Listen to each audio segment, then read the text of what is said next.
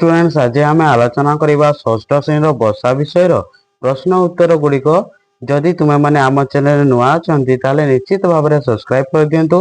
यार परवर्ती विषय प्रश्न उत्तर गुड़िक आम आलोचना कर तेणुक तुम्हें मैंने निश्चित भाव में सब्सक्राइब करूँ।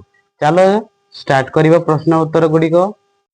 प्रथम दे अच्छी पाठ अंतर्गत क नंबर देख निम्न दे प्रश्नर ठीक उत्तर पाखरे तारा चिन्ह दियो।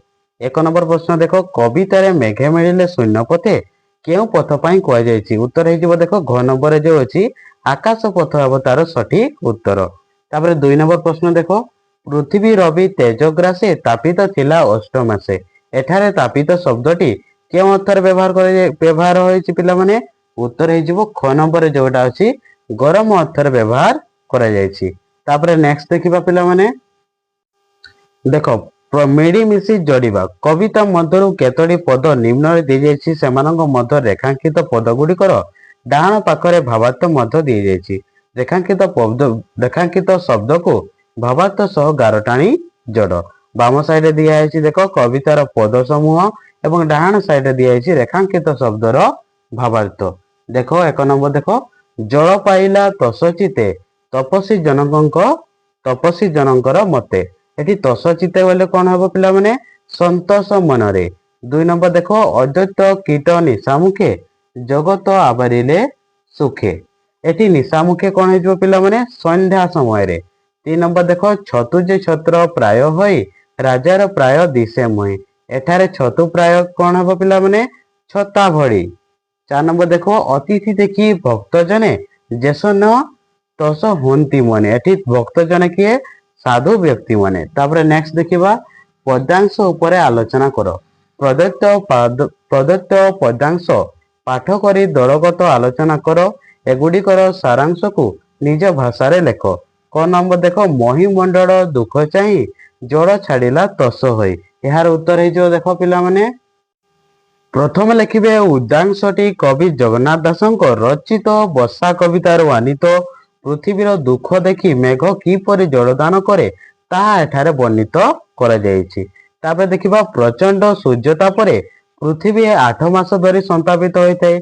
ग्रीष्म ऋतु पर वर्षा ऋतु आसे एही ऋतु जलदान करी पृथ्वी को शस्य श्यामल करे तेणु जीव जगत 6 ऋतु मध्य वर्षा ऋतु को श्रेष्ठ बोली कहिथांती। शून्य आकाश व्यापी मेघमाड़ चारिआडे घटी जाए 8 मास धरी प्रखर सूर्यतापरे भूपृष्ठर समस्त जड़ राशि बाष्पीभूत हो पृथ्वी सूक्ष्म होता है। वर्षा कालर आगमन रे सूर्यतापर प्रखरता कम होता है और पृथ्वीवासी कष्ट नाश हुए। पृथ्वीर दुख देखि मेघ करुणापूर्ण हृदय रे जलदान करे घर गर्जन करी मेघमाण जल बरसती। तापरे कवि मधुसूदन दास लिखिछंती देख बांधव अटे तरुलता जीवर पकाई सही करुणा से निरंतर। तापरे नेक्स्ट देखिबा पिला माने ख नंबर देख अल्प नदाए पुरिले लहरी मते उछुड़िले यार उत्तर हो पिला माने प्रथम लिखिबे उद्यांशटी बा संक्षिप्त कवि जगन्नाथ दासंक लिखित वर्षा कवितार उद्धृत। एठारे कवि वर्षा काल रे क्षुद्र क्षुद्र नदीर अवस्था संपर्क रे आलोकपात करिसेंती। वर्षा ऋतु आसीबा मात्रे चारिआडे अनवरत वर्षा होइते। वर्षा जड़ लाभ करी प्राणी जगत आनंदित होइतांती। जुड़जुड़िया पक माने संध्या बेले उड़ी बुलंती। मेघर गुरु गंभीर गर्जन शुणी मेघ माने बेंग माने जलाशय चारिपाखरे बेढ़ी जाए गर्जन करती। छोट छोट नदी जड़े पूर्ण गर्भा हो उठती। से सबु नदी रे हठात बन्या देखा देइଥାଏ। लहरी सहित छोट छोट नदी गुड़िक उछुड़ी उठी दुई कूड़ को छुई थांती। तापर नेक्स्ट देखिबा पिला माने ग नंबर देख छतुजे छत्र प्राय होई राजार प्राय दिशे मोहि यार उत्तर हो पिला माने देख प्रथम देखिब संक्षिप्त पद्यांशटी कवि जगन्नाथ दासंक लिखित वर्षा कवितार उद्धृत। एठारे कवि पृथ्वी को राजा सहित किपरि तुलना कर जायछि ताहा वर्णित होइछि। वर्षा ऋतुर आगमन रे पृथ्वी शस्य श्यामल हो उठे। पृथ्वी पृष्ठरे विभिन्न शस्य राशि भरपूर हो जाए। शस्यर भरपूर खेत को देखि मनीष चित्तर पुलक जात हुए। एही ऋतु रे चारिआडे छतु गुड़िक फुटी उठी छता प्राय देखा जाती। ରାଜାଙ୍କର ମସ୍ତକରେ ପାଟ ଛତା ଶୋଭା ପାଇଲା ପରି ପୃଥିବୀ ରାଜାଙ୍କର ମସ୍ତକରେ ଛତୁ ଗୁଡ଼ିକ ପାଟ ଛତା ପରି ଶୋଭା ପାଇଥାଏ।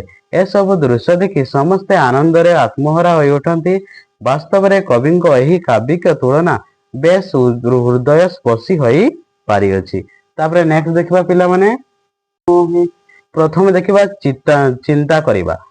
କବିତାଂଶଟି ପୁଣି ଥରେ ପଢି ନିମ୍ନ ଦିଆଯାଇଥିବା ପ୍ରଶ୍ନ ଗୁଡ଼ିକର ଉତ୍ତର ଲେଖ। କବିତାକୁ ତୁମେ ଭଲ ଭାବରେ ପଢି ନେବ ପିଲାମାନେ ଏବଂ ବୁଝିବ ଏବଂ ତାପରେ ଏହାର ଉତ୍ତର ଗୁଡ଼ିକ ତୁମେ କରିବ। କ ନମ୍ବର ଦେଖ, ମେଘମାଳ କିପରି ଭାବରେ ଜଳ ବର୍ଷା କଲେ? ଉତ୍ତର ହେଇଯିବ ଦେଖ ପିଲାମାନେ, ମେଘମାଳ ଘୋର ଶବ୍ଦ କରି ଗର୍ଜନ କରିବା ସହିତ ପୃଥିବୀ ପୃଷ୍ଠରେ ଜଳ ବର୍ଷା କଲେ। ତାପରେ ନେକ୍ସଟ ଦେଖିବା, ବର୍ଷା ଋତୁଙ୍କୁ ସକଳ ଋତୁଙ୍କର ସାର ବୋଲି କବି କାହିଁକି କହିଛନ୍ତି?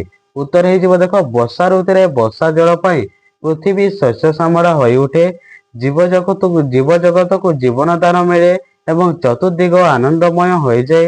ଏହି ଋତୁ ଅନ୍ୟ ସମସ୍ତ ଋତୁମାନଙ୍କର ମଧ୍ୟରେ ଶ୍ରେଷ୍ଠ ଓ ଗୁରୁତ୍ୱପୂର୍ଣ୍ଣ ହୋଇଥିବାରୁ କବି ଏହାକୁ ସକଳ ଋତୁଙ୍କର ସାର ବୋଲି କହିଛନ୍ତି। ତାପରେ ଦେଖ, ଗ ନମ୍ବର ପ୍ରଶ୍ନ, କବି ପୃଥିବୀକୁ ରାଜା ଭାବେ ବନ୍ଦନା କରିବାର କାରଣ କଣ?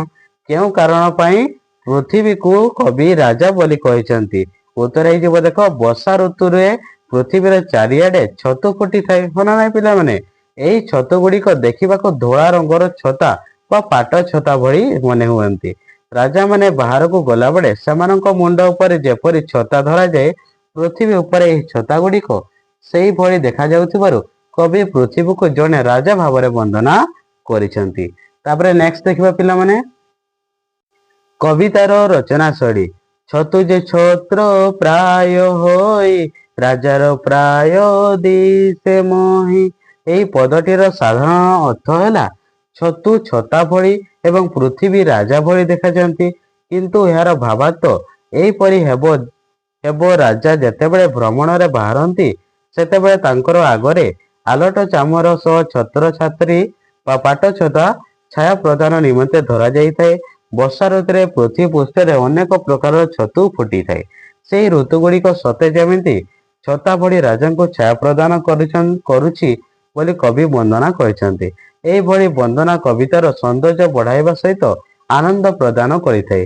ସେହିଭଳି ପଦ ଗୁଡ଼ିକୁ କବିତାର ବାଛ ଏବଂ ତାପରେ ଆଲୋଚନା କର। ଦେଖ ଏହାର ଉତ୍ତର ପିଲାମାନେ, ଏହି ଭାଗରେ କବିତାଂଶ ଛତୁ ଯେ ଛତ୍ର ପ୍ରାୟ ହୋଇ ରାଜାର ପ୍ରାୟ ଦିଶେ ମୋହି ର ଭାବତା ବୁଝାଇଛନ୍ତି। ଏଥିରେ ପୃଥିବୀକୁ ରାଜା ଏବଂ ଛତୁକୁ ରାଜଛତା ସହିତ ତୁଳନା କରିଛନ୍ତି। ଏହି କବିତାର ସୌନ୍ଦର୍ଯ୍ୟ ବୃଦ୍ଧି କରିଥାଏ। ତାପରେ ନେକ୍ସଟ ଦେଖିବା ପିଲାମାନେ, ତାପରେ ଦେଖ, ଶବ୍ଦ ଏକ ଅର୍ଥ ଅନେକ। ଘୋର ଶବଦେ ମେଘମାଳ ଗର୍ଜନ ବରସନ୍ତି ଜଳ। ପଦଟିରେ ଜଳ ବରସିବା କଥା କୁହାଯାଇଛି। ବରସିବା ଶବ୍ଦର ଅନେକ ସ୍ଥାନରେ ଭିନ୍ନ ଭିନ୍ନ ରୂପ ବ୍ୟବହାର ହୋଇପାରେ। ଯେମିତିକା ଧନ ବରସିବା ଅର୍ଥ ପ୍ରଚୁର ଧନ ପ୍ରାପ୍ତ ହେବା, ଫୁଲ ବରସିବା ଅର୍ଥ ପ୍ରଚୁର ଫୁଲ ଉପରେ ପଡ଼ିବା। ସେହିଭଳି ବରସିବା ଶବ୍ଦକୁ ଅନ୍ୟ କେଉଁ ପ୍ରକାରର ବ୍ୟବହାର କରିହେବ? ଚିନ୍ତା କରି କେତୋଟି ବାକ୍ୟ ଲେଖ। ଉତ୍ତର ହେଇଯିବ ଦେଖ ପିଲାମାନେ, ଏକ ନମ୍ବର ଦେଖ, ଆଶୀର୍ବାଦ ବରସିବା। ଗୁରୁଜନ ମାନେ ଶିଷ୍ୟଙ୍କ ଉପରେ ଆଶୀର୍ବାଦ ବରସିଲେ। 2 ନମ୍ବର ଦେଖ, ସ୍ନେହ ବରସିବା। ମା ନିଜ ସନ୍ତାନ ଉପରେ ସବୁବେଳେ ସ୍ନେହ ବରସିଥାନ୍ତି। 3 ନମ୍ବର ଦେଖ, ଗୁଳି ବରସିବା। ଯୁଦ୍ଧ କ୍ଷେତ୍ରରେ ଶତ୍ରୁ ପକ୍ଷ ଉପରେ ସୈନ୍ୟମାନେ ଗୁଳି ବରସିଲେ। ତାପରେ 4 ନମ୍ବର ଦେଖ, କ୍ରୋଧ ବରସିବା। ଭୁଲ କାମ ଦେଖି ଶିକ୍ଷକ ଛାତ୍ରଙ୍କ ଉପରେ କ୍ରୋଧ ବରସିଲେ। ତାପରେ ନେକ୍ସଟ ଦେଖିବା ପିଲାମାନେ, ଦେଖ ଅକ୍ଷର ସାରଣୀ। ଅକ୍ଷର ସାରଣୀକୁ ଶବ୍ଦ ଖୋଜି ନିମ୍ନ ପ୍ରଶ୍ନ ଗୁଡ଼ିକର ଉତ୍ତର ଦିଅ। କ ନମ୍ବର ଦେଖ, ମୟୂର କାହାକୁ ଦେଖି ନାଚେ? ଉତ୍ତର ହେଇଯିବ ପିଲାମାନେ, ମୟୂର କାହାକୁ ଦେଖି ନାଚେ? ମୟୂର ମେଘକୁ ଦେଖି ନାଚେ। ମୟୂର ମେଘକୁ ଦେଖି ନାଚେ। କବିତାରେ କାହାକୁ ରାଜା ବୋଲି କୁହାଯାଇଛି? ଉତ୍ତର ହେଇଯିବ, କବିତାରେ କାହାକୁ ରାଜା ବୋଲି କୁହାଯାଇଛି ପିଲାମାନେ? ମହିକୁ ରାଜା ବୋଲି କୁହାଯାଇଛି। କାହାକୁ? ମହିକୁ। କାହାକୁ? ମହିକୁ ରାଜା ବୋଲି କୁହାଯାଇଛି ହେଲା। କବିତାରେ ମହିକୁ ରାଜା ବୋଲି କୁହାଯାଇଛି। ତାପରେ ନେକ୍ସଟ ଦେଖିବା ଗ ନମ୍ବର, ଖଦ୍ୟ ତ କେତେବେଳେ ଉଡ଼ି ବୁଲେ?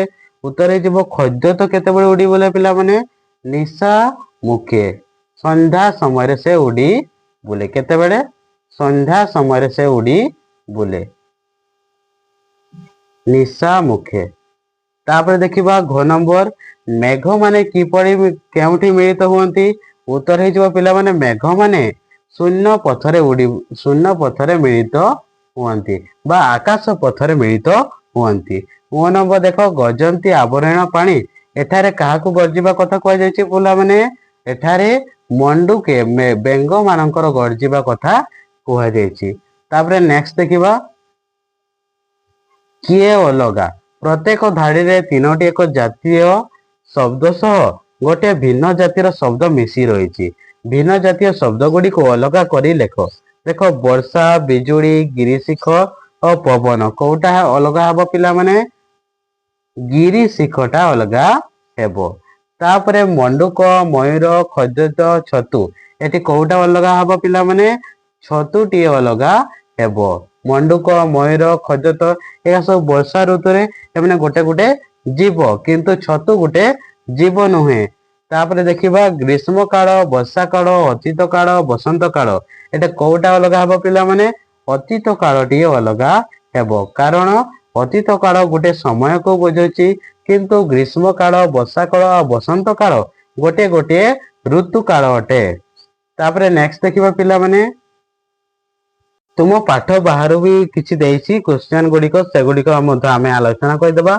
देख तुम कथा वर्षा को नहीं विभिन्न लोकंक भिन्न भिन्न अनुभव थाए वर्षा आसिले तुमको केमिति लगे केउ ऋतुटी अधिक भल लगे सेही ऋतुटी तुमको काहींकी पसंद लगे यार उत्तर होची पिला माने देख वर्षा आसिले तुमको केमिति लगे उत्तर हो पिला माने वर्षा आसिले मन बहुत खुशी हो जाए चारिआड शीतल और सबुज देखा जाए क्यों ऋतुटी अधिक भल लगे मते वर्षा ऋतुटी भारी भल लगे तुमको क्यों ऋतु भल लगे तुम्हें माने लिखिबो किंबा शीत ऋतु मते बेसी भल लगे हैला सेही ऋतुटी तुमको काहेकी पसंद लगे उत्तर हो देखो वर्षा ऋतु रे आकाश रे मेघ खेलिबा वर्षा बिंदु पड़िबा एवं माटीर महक मते बहुत पसंद लगी थाए।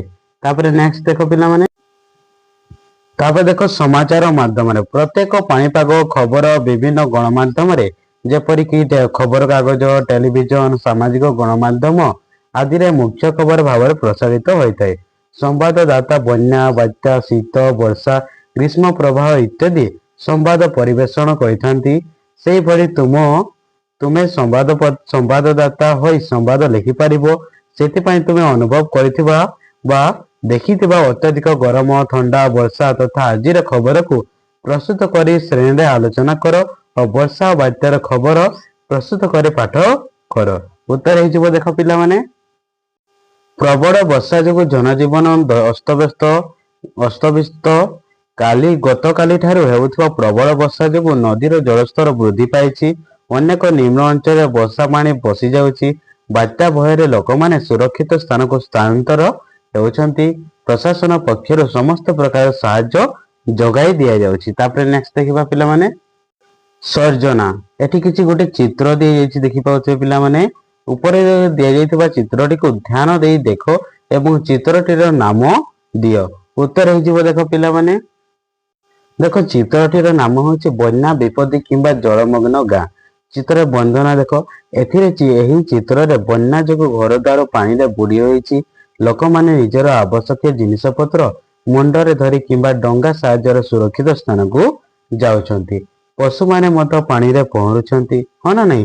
तापर नेक्स्ट देखिबा पिला माने तापर देखो ए सब को भी जानो किसी जानवा विषय तुमको देइछि वाद्य यंत्र विषय तुम अंचल विभिन्न वाद्य यंत्र भिन्न भिन्न समय बजा जाइए से तुम तीनोटी वाद्य यंत्र विषय क्यों तैयारी केते बड़े बजा जाइए कि बड़ी शब्द करे तुम खाता रे लिखिबो। एठी देखो विभिन्न प्रकार वाद्य यंत्र रे अछि यह को गोटे गोटे करे आमे आलोचना करिबा। फास्ट देखो मृदंग बा खोल क्यों तैयारी यह माटी किंबा काठर तैयारी होइते एवं यार दुई पार्श्व चमड़ा बा छाउणी होइते केते बड़े बजा जाए साधारणतः संकीर्तन भजन जनाण एवं विभिन्न मांगलिक कार्य यह बजा जाए। तापरे किभली शब्द करे पिला माने यार शब्द खूब मधुर एवं गंभीर ଏହାକୁ ହାତ ପାପୁଲିରେ ମଧ୍ୟ ବଜାଯାଇଥାଏ। ତାପରେ ହାରମୋନିୟମ କେଉଁଥିରେ ତିଆରି? ଏହା କାଠ ବା ପିତ୍ତଳ ପାତିଆ ଏବଂ କପଡ଼ା ବା ଚମଡ଼ାରେ ତିଆରି ପବନ ପେଡ଼ି ଦ୍ୱାରା ନିର୍ମିତ।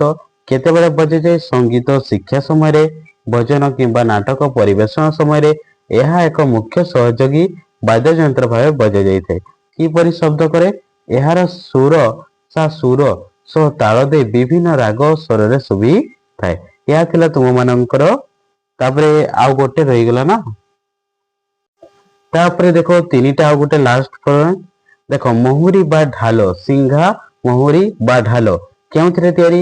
ଢୋଲ କାଠରେ ତିଆରି ହୋଇଥାଏ ଏବଂ ଚମଡ଼ା ଦ୍ୱାରା ଘୋଡ଼ା ହୋଇଥାଏ। ଚିତ୍ର ଥିବା ବଡ଼ ଢୋଲଟିଏ ତମେ ଦେଖିପାରୁଥିବ, ହଁ ନା ନାଇଁ? କେତେବେଳେ ବଜାଯାଏ? ପର୍ବପର୍ବାଣୀ, ବାହାଘର, ଶୋଭାଯାତ୍ରା ଏବଂ ଗ୍ରାମର ବିଭିନ୍ନ ଉତ୍ସବରେ ବଜା ଯାଇଥାଏ। କିଭଳି ଶବ୍ଦ କରେ? ଏହାର ଶବ୍ଦ ଖୁବ୍ ଉଚ୍ଚ ଏବଂ ଉତ୍ସାହଜନକ ହୋଇଥାଏ। ଏହା ଥିଲା ତୁମମାନଙ୍କର ବର୍ଷା ବିଷୟର ପ୍ରଶ୍ନ ଉତ୍ତର ଗୁଡ଼ିକ।